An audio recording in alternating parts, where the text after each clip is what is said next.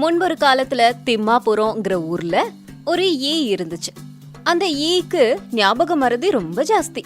ஒரு நாள் அந்த ஈ தன்னோட பேரை மறந்துருச்சு. அதனால ஊர்ல எல்லார் வீட்டுக்கும் போய் என் பேரு என்ன அப்படின்னு கேக்குறதுக்கு ஆரம்பிச்சுது.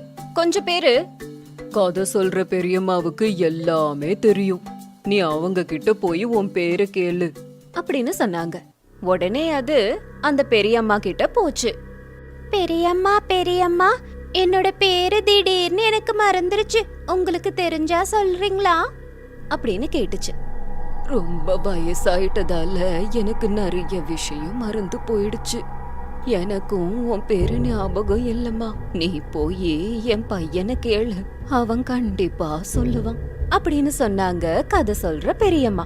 அப்போ அந்த ஈ காட்டுல விறகு வெட்டிட்டு இருந்த அந்த பெரியம்மாவோட மகன் கிட்ட போய், ஐயா என் பேரு திடீர்னு மறந்துருச்சு, எனக்கு ஞாபக மறதி இருக்கு, உங்களுக்கு என்னோட பேரு தெரிஞ்சா சொல்லுவீங்களா அப்படின்னு கேட்டுச்சு. அதுக்கு அவரு, எனக்கு உன் பேரு தெரியாது, இந்த காட்டுல ஒரு மரம் இருக்கு, அங்க வாழற பறவைகள் கிட்ட போய் கேளு அப்படின்னு சொன்னாரு. அதுக்கு அந்த ஈ அந்த மரத்து மேல வாழற பறவைகள் கிட்ட போச்சு. என் பேரு நான் மறந்து போயிட்டேன், உங்களுக்கு தெரிஞ்சா சொல்ல முடியுமா அப்படின்னு மெதுவா கேட்டுச்சு. அதுக்கு அந்த பறவைகள், எனக்கு உங்க பேரு தெரியல, நீங்க போய் தண்ணிய கேளுங்க அப்படின்னு சொல்லுச்சு. உடனே ஈ அந்த தண்ணிக்கு போய் குளத்து தண்ணி கிட்ட, என்னோட பேரை நான் மறந்து போயிட்டேன், நிறைய பேரை கேட்டேன், யாருமே சொல்ல மாட்டேங்கிறாங்க, உங்களால சொல்ல முடியுமா அப்படின்னு கேட்டுச்சு. அடடே செல்லக்குட்டி, உன் பேரு எனக்கும் தெரியலையே, இதே குளத்துல இருக்கிற மீன்களை கேளு, அதுங்க கண்டிப்பா உன் பேரு சொல்லும் அப்படின்னு சொல்லுச்சு தண்ணி. அப்போ அந்த ஈ தண்ணிக்குள்ள இருந்த மீன்கள் கிட்ட போய், காலையில நான் என்னோட பேரை மறந்து போயிட்டேன், கண்ல படுற எல்லார்கிட்டயும் என் பேரை கேக்குறேன், யாருக்குமே என் பேரு தெரியவே இல்ல, கொஞ்சம் என்னோட பேரு என்னன்னு உங்களால சொல்ல முடியுமா அப்படின்னு கேட்டுச்சு. அப்போ தண்ணில இருந்த மீனு, யார் யார கேட்ட அப்படின்னு கேட்டுச்சு. கதை சொல்ற பெரியம்மா, அவங்களோட மகன், மரத்துல இருந்த பறவைகள், நீ இருக்கிற அந்த குளத்தோட தண்ணி, இந்த யாருக்குமே என் பேரு ஞாபகம் இல்ல, நீங்களாவது என்னோட பேரு என்னன்னு சொல்றீங்களா அப்படின்னு கேட்டுச்சு. அப்போ அந்த தண்ணில இருந்த மீனு, எங்களுக்கு இந்த தண்ணி தான் உலகம், நாங்க வெளியிலயே வரமாட்டோம், அதனால எங்களுக்கு எந்த விஷயமும் தெரியாது, அதனால உன் பேரும் எங்களுக்கு தெரியல அப்படின்னு சொல்லிடுச்சு. அப்படின்னா என் பேரை யார்கிட்ட கேட்டா தெரியும், அதையாச்சும் சொல்லுங்களே அப்படின்னு கேட்டுச்சு. நீ கேக்குறதுனால உனக்கு நான் சொல்றேன், இந்த நாட்டு மன்னருக்கு எல்லா விஷயங்களும் தெரியும், அவர்கிட்ட போய் கேட்டேனா உன் பேர் என்னன்னு அவரே சொல்லுவார், அவர்கிட்ட முயற்சி பண்ணு அப்படின்னு சொல்லுச்சு தண்ணில இருந்த மீன். உடனே அந்த ஈ பறந்து போய், பிரபு உங்களுக்கு தெரியாத விஷயம்னு ஒண்ணுமே இல்ல, எதிர்பாராத விதமா என் பேரை மறந்துட்டேன், அது என்னன்னு உங்களால சொல்ல முடியுமா, அது ஞாபகம் வராம என் தலைய உடைச்சுக்கிட்டு இருக்கேன். அதுக்கு மகாராஜா சிரிச்சுக்கிட்டு, உன் பெயர் எனக்கு எப்படி தெரியும், நான் சவாரி செய்யும் குதிரையுடன் போய் கேள், அதுக்கு தெரியும் அப்படின்னு சொல்லிட்டாரு. யாரும் தன்னோட பேரை சொல்லாததால ஈக்கு ரொம்ப டென்ஷன் ஆச்சு. ஆனாலும் அது விடுற மாதிரி இல்ல. ராஜாவோட குதிரை கிட்ட போச்சு. என் பேரை நான் மறந்து போயிட்டேன், அது என்னன்னு கொஞ்சம் சொல்றீங்களா அப்படின்னு கேட்டுச்சு. நான் எப்பவும் குதிரை கூடத்துல தான் இருப்பேன், வெளி விஷயங்கள் எதுவும் எனக்கு தெரியாது, ஆனா நீ ஒரு வேலை செய், வெளியில சுத்திக்கிட்டு இருக்க கழுதைய போய் கேளு, அது கண்டிப்பா உன் பேரு சொல்லும் அப்படின்னு சொல்லுச்சு.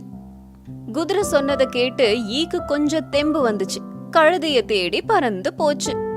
கழுதை மாமா, நீ எனக்கு ஒரு உதவி செய்யணும், அத ஒவ்வொருத்தனால தான் பண்ண முடியும், நான் என் பேரை மறந்துட்டேன், என் பேரு என்னன்னு சொல்றியா அப்படின்னு கேட்டுச்சு. வயல் வெளியில புல்ல தின்னுட்டு இருந்த கழுதைக்கு ஈ சொன்ன விஷயம் சிரிப்பு வந்துச்சு. உனக்கு உன் பேரு தானே தெரியணும்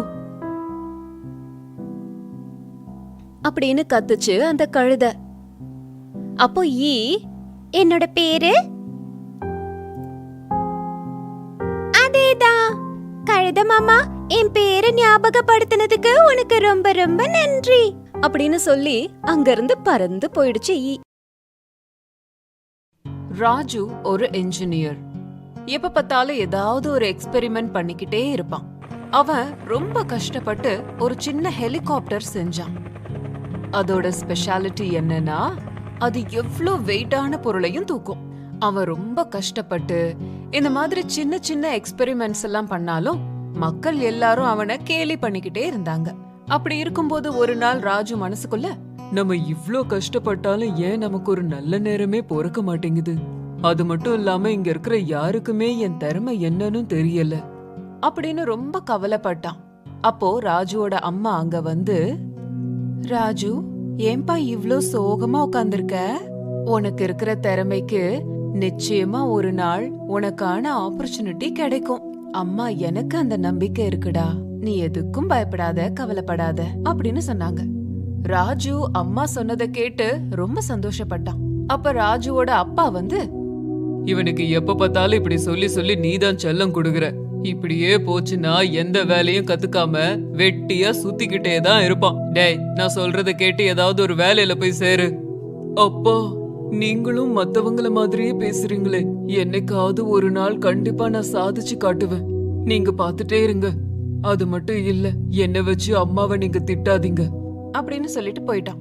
வெளியில அவனோட ஃப்ரெண்டான ரவிய பார்த்து, என்னடா ராஜு, ஹெலிகாப்டர் தயார் பண்ணிட்டியா? அதுல நீ என்னை எப்ப உட்கார வச்சு கூட்டிட்டு போற? அதுக்கு ராஜு, அதுல என்னடா இருக்கு, உனக்கு எப்ப வேணும்னாலும் அதுல கூட்டிட்டு போற. அது சரிடா ராஜு, நிறைய ஹெலிகாப்டர்ஸ் இருக்குது. நீ செஞ்ச ஹெலிகாப்டரோட ஸ்பெஷல் என்ன? அப்ப ராஜு, இது நம்ம 3 விதமா பயன்படுத்தலாம். இதுக்கு சார்ஜ் போட்டு பயன்படுத்தலாம், இல்ல டீசல் போட்டும் பயன்படுத்தலாம், இல்லனா பேட்டரி ரிமோட்டோட உதவியால ஈஸியா யூஸ் பண்ணலாம். இன்னொரு விஷயம் என்னன்னா, மனுஷங்களோட உதவி இல்லாம வெறும் ரிமோட் கண்ட்ரோல்லயே இதை நம்ம ஆபரேட் பண்ணலாம். அத கேட்டு ரவி ரொம்ப ஆச்சரியப்பட்டு அவன்கிட்ட, நிஜமா நீ ஒரு திறமைசாலிடா. ஒரு நாள் இல்ல ஒரு நாள் இந்த உலகமே உன் திறமைய பாராட்டும்டா அப்படின்னு சொல்லி அங்க இருந்து போயிட்டான். இப்படியே கொஞ்ச நாள் போச்சு. எதிர்பாராத விதமா அந்த கிராமத்துக்குள்ள ஒரு புலி வந்து மக்கள் எல்லாரையும் துரத்துச்சு. மக்கள் எல்லாம் பயந்து தெரிச்சு ஓடினாங்க. ராஜுவோட அம்மா ராஜு கிட்ட, ராஜு, வெளியில அதிகமா சுத்தாதப்பா, நம்ம ஊருக்கு ஒரு புலி வந்திருக்கு. வெளியில யாரையாவது அது பாத்துச்சுன்னா உடனே கொன்னு போட்டுருது. ஃபாரஸ்ட் ஆபீசருக்கு கால் பண்ணா அவங்க உடனே வந்து அதை புடிச்சிட்டு போயிடுவாங்களேமா. அதுக்கு அவனோட அப்பா, உன் அறிவு வேற யாருக்குமே வராதா? எப்பவோ அவங்களுக்குலாம் போன் பண்ணியாச்சு, ஆனா அவங்க எல்லாம் இங்க வரணும்ல அப்படின்னு சொன்னாரு. அந்த புலி தொடர்ந்து எல்லாரையும் கொன்னுகிட்டே இருந்துச்சு. அப்ப ராஜுக்கு ஒரு ஆலோசனை வந்தது. எப்படியாவது அந்த புலிய ஊரை விட்டு துரத்தணும்னு, மக்கள் எல்லாரையும் காப்பாத்தணும்னு நினைச்சான். அந்த புலி எங்க இருக்குன்னு தெரிஞ்சுக்கிட்டு உடனே ரிமோட்டோட உதவியால அந்த ஹெலிகாப்டரை புலி இருக்கிற இடத்துக்கு அனுப்பி வச்சான். ஹெலிகாப்டர்ல பறந்த ஃபேனை பார்த்து அந்த புலி பயந்து போய் அங்க இருந்து ஓட ஆரம்பிச்சிடுச்சு. இப்படி ராஜுவோட ஹெலிகாப்டர் உதவியால அந்த புலிய காட்டு வரைக்கும் துரத்துக்கிட்டே போனான். மக்கள் எல்லாரும், இவ்ளோ நாள் உன் திறமை என்னன்றது தெரியல, இன்னைக்கு நீ செஞ்ச உதவியால உன் திறமை என்னங்கிறது ஊர் மக்கள் எல்லாருக்கும் தெரிஞ்சிருச்சு அப்படின்னு அவ செஞ்ச வேலைக்கு அவனை பாராட்டி எல்லாரும் புகழ்ந்து தள்ளுனாங்க. தன்னோட சொந்த ஊர் மக்கள் எல்லாரையும் காப்பாத்தின ராஜுவ பத்தியும் அவனோட தயாரிப்பான ஹெலிகாப்டர் பத்தியும் எல்லா நியூஸ் பேப்பர்லயும் வந்துச்சு.